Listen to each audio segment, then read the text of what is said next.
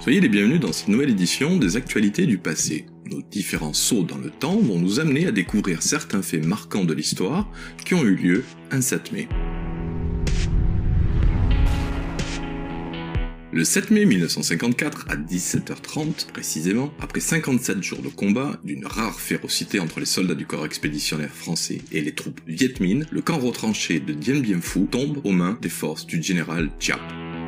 Pourtant, avant la bataille, le 13 mars, les Français sont sûrs d'eux et impatients d'en découdre. Les généraux français, qui pensent tendre un piège aux Vietnamiens, ont en réalité gravement sous-estimé la volonté des Viet Minh, ces soldats paysans, et leur motivation à infliger à la France sa pire défaite. Ces derniers seront capables d'acheminer du matériel, chinois ou soviétique, dans des conditions extrêmes.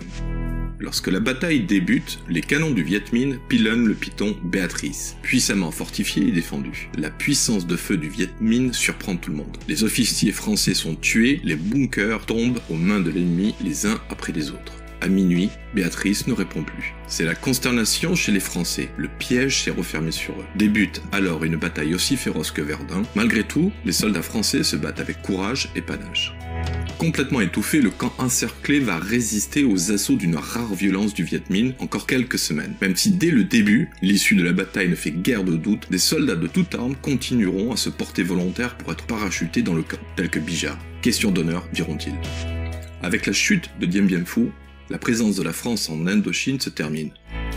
Alors pour approfondir le sujet, je ne saurais que trop vous suggérer de voir ou revoir le superbe film Dien Bien Phu de Schoenhofer.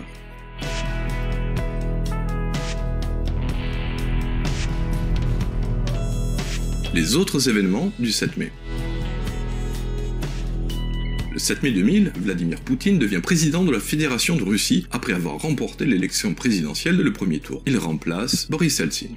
En Argentine, naissance d'Eva Perón le 7 mai 1919, elle fut l'épouse du président Juan Perón. Elle joua un rôle actif dans les luttes pour les droits sociaux et pour les droits des travailleurs et fit office de passerelle directe entre le président Perón et le monde syndical. À sa mort, à 33 ans, un hommage tant officiel que populaire d'une ampleur sans précédent eut lieu en Argentine.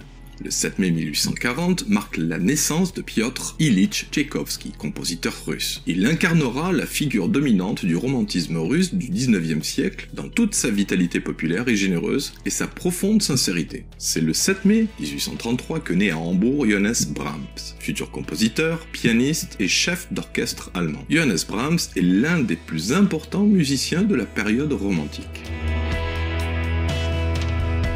Alors avant de nous quitter, un joyeux anniversaire à Yves, Sylvain et Ness, qui sont nés un 7 mai. Je vous remercie une nouvelle fois d'avoir suivi ces actualités du passé. J'espère que vous aviez pris autant de plaisir à visionner cette actualité que j'en ai eu à la faire. Je vous remercie également pour tous vos commentaires, merci pour vos likes, et merci également à tous ceux qui partagent ces vidéos. Voilà, je vous remercie et j'attends avec impatience de vous retrouver pour nos prochaines éditions des actualités du passé.